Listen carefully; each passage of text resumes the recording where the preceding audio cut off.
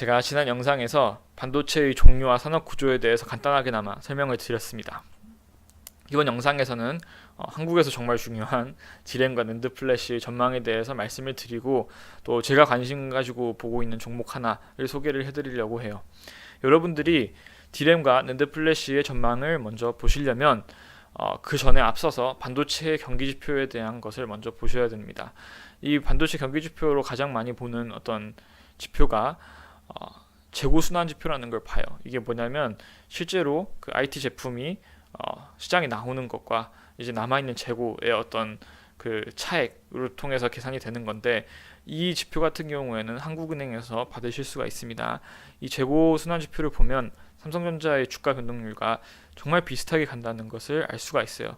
그래서 최근에 이제 오른 것까지 합하면은 어느 정도 따라잡았겠지만 조금의 역전 현상이 있었기 때문에 좀 좋아질 수 있다, 이런 것들을 볼 수가 있어요. 그럼에도 불구하고 이런 그 그래프가 좀 무의미한 이유는 한국의 IT 재고 순환 지표 같은 경우에는 비슷하게 그 삼성전자의 주가가 비슷하게 가기 때문에 미리 예측할 수가 없는 부분이 있죠. 그래서 저희가 보조적으로 보는 게 미국의 재고 순환 지표입니다. 잘 보시면 이제 미국의 재고 순환 지표가 한국의 재고 순환 지표를 조금 선행하는 것으로 알려져 있어요. 그래서 결과론적으로 보면 미국의 재고 순환 지표가 어떤 삼성전자의 주가 변동을 선행한다. 그래서 지금 보시면 지금 선행한 것을 보시면 어느 정도 삼성전자가 이제 이 재고 순환 사이클을 따라갈 그런 위치에 놓여 있는 것을 대략적으로 확인은 할 수가 있습니다. 제가 디램 이제 개별적인 거에 대한 말씀을 좀 드릴게요.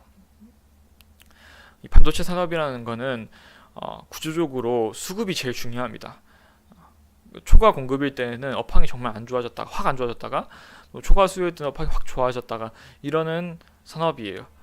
그래서 이제 먼저 저희가 봐야 될 거는 초과 공급이 어떻게 지금 진행이 되고 있는지 봐야 됩니다.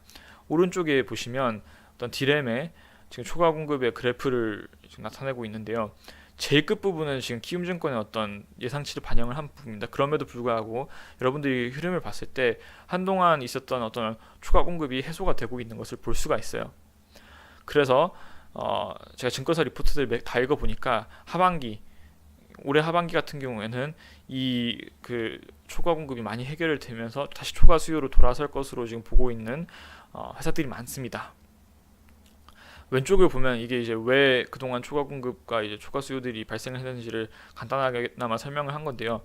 이 17년 이전의 상황을 보면 왜 계속 초과 수요가 됐었냐면, 사실 이 반도체 산업 시장 자체는 지금까지 계속 커왔지만 그 중국에서 반도체 굴기다 뭐다 해가지고 좀 쫄아가지고 회사들이 설비를 안 들렸던 부분들이 있었어요. 근데 결국에는 이제 기다리다 못해 이제 2017년 3분기에 장비 증설을 하는데, 이 증설이 좀 여러 가지 문제가 발생을 하게 됩니다.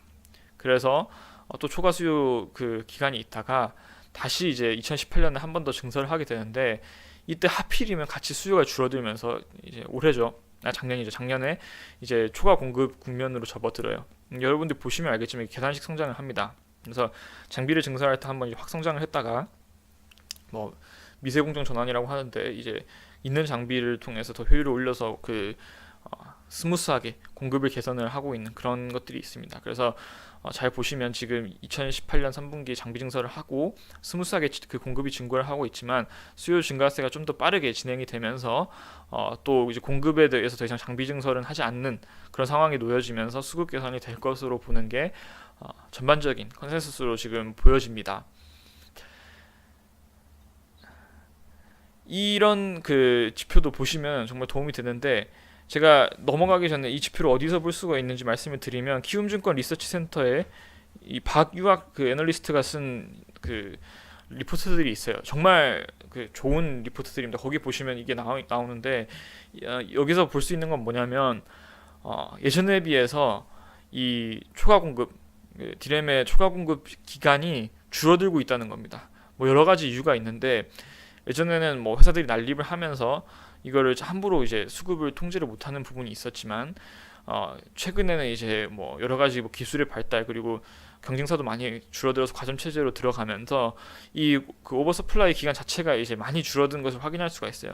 그래서 이 이제 과거의 사이클 패턴으로 봤을 때도 지금 가장 저점에 와 있지 않나라고 보는 게 일반적인 전망인 것 같습니다. 각 수요를 보면은 이제 이건 참고를 해두시면 좋은데, 모바일 같은 경우에는 사실 한동안 폭발적으로 성장을 했었어요. 정말 말도 안 되게 성장을 해왔지만, 아시다시피 여러분들이 스마트폰 시장이 이제 어느 정도 성숙기에 접어들면서 시장 자체가 크는 속도도 줄어들고, 이미 그 시장에 포함된 고객들이 이 휴대폰을 바꾸는 사이클 자체도 이제 기간이 늘어나면서 이 시장에 대해서는 좀 이렇게 알 수 없다 이렇게 보고 있는데, 그래도 지금 그 중국 회사들, 중국 모바일 회사들이 어떤 스펙으로 승부를 보기 위해서 대용량 램을 탑재한 스마트폰을 지금 대거 출시를 준비를 하고 있어요.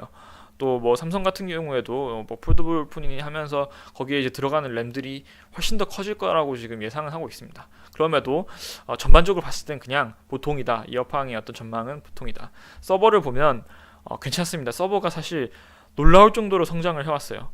원래는 옛날에는 이 서버 비중이 정말 작았는데 지금 40%로 가장 높습니다.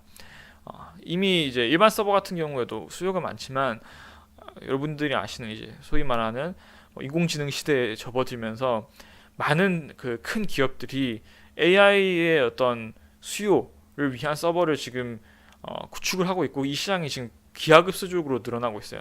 아마 전공자들은 이제 그런 얘기를 하는데, 이 AI 같은 경우는 애초에 일반적인 목적의 서버에 비해서 그냥 뭐 한 30%더 필요하다, 램이 이 정도가 아니라 몇 배가 더 필요하다고 합니다. 그런 측면에서 보면 이 시장이 앞으로 어떤 D램의 그 수요를 잘 견인할 그럴 확률이 있고요. PC 같은 경우에는 뭐 그래도 이제 게이밍 PC들에 들어가는 램들 때문에 어느 정도 선방은 하고 있지만, 그 시장 자체는 아무래도 비중 자체는 줄어들고 있고, 최근에 급격하게 이제 늘어나고 있는 비중이 초고가 노트북들입니다. 뭐 맥북이나 아니면 서피스북 같은 이제 정말 그 하이스펙, 하이엔드의 어떤 제품들이 많이 늘어나면서 지금 이쪽으로 수요가 좋아질 거라고 보고 있고, 뭐 기타는 뭐 이제 인베디드 시스템, 뭐 TV에 들어가는 거나 아니면은 플레이스테이션, 아니면 자동차 이런 데 들어가는 램 같은 경우에는 여기도 이제 꾸준히 성장을 해왔고, 앞으로 이제 IoT 시기에 이제 들어가면서 같이 성장을 할 것으로 지금 보고 있어요. 이렇게 해서 제가 D램을 말씀드렸고, 결론적으로 말씀을 드리면 어쨌거나 하반기부터 늦어도 내년부터는 이 D램의 업황이 많이 좋아질 거다. 이게 정말 중요한 이유가, 특히 하이닉스 같은 경우에는 D램의 비중이 높아요. 그리고 삼성 같은 경우에도 D램에서 내는 영업이익이 크기 때문에 이 부분이 정말 중요한 부분이고요. 그 다음 낸드를 보겠습니다. 낸드 같은 경우는 좀 더 간단하게 말씀을 드릴게요. 왼쪽에 보시면 오버서플라이에 대한 게 또 나와 있습니다. 여기서도 보시면 공급이 어느 정도 지금 한동안 초과 수요를 기록을 하고 있었지만 어느 정도 다시 내려가면서, 또 업체들 역시 이 공급을 통제를 하려고 하는 움직임이 있어서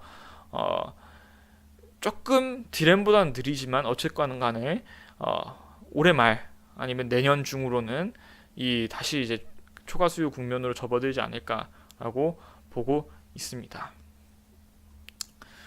수요를 보면 전반적으로는 D램에 비해서는 그렇게 막 늘어날 것이라고 보는 사람은 거의 없는 것 같아요. 그런데 이 NVDIMM 이거에 대해서 이야기하시는 분들이 좀 있어서 간단하게 언급을 하고 넘어갈게요. 이게 뭐냐면, 아까 보신 D램과 지금 보고 계신 낸드를 합친 그런 제품입니다. 이게 중장기적으로 봤을 땐 수요가 증가할 것으로 보고 있고, 또 이 낸드 시장을 견인할 것으로 보고 있지만, 저는 솔직히 개인적으로 봤을 때 정말 먼 이야기가 아닐까. 또 주위의 컴덕들한테 물어보니까 정말 먼 이야기다 이렇게 얘기하는 분들이 많으셔서, 전 개인적으로 이걸 보고 투자하기는 좀 이른 시기라고 저는 보고 있습니다. 이렇게 D램과 낸드 플래시 전망에 대해서 알아봤고, 영상이 좀 길어져서 제가 다음 영상에 삼성전자와 하이닉스에 대한 간단한 코멘트를 하고, 제가 생각하기에 반도체와 관련해서 눈여겨보면 좋을 만한 주식 하나를 소개를 드리도록 하겠습니다.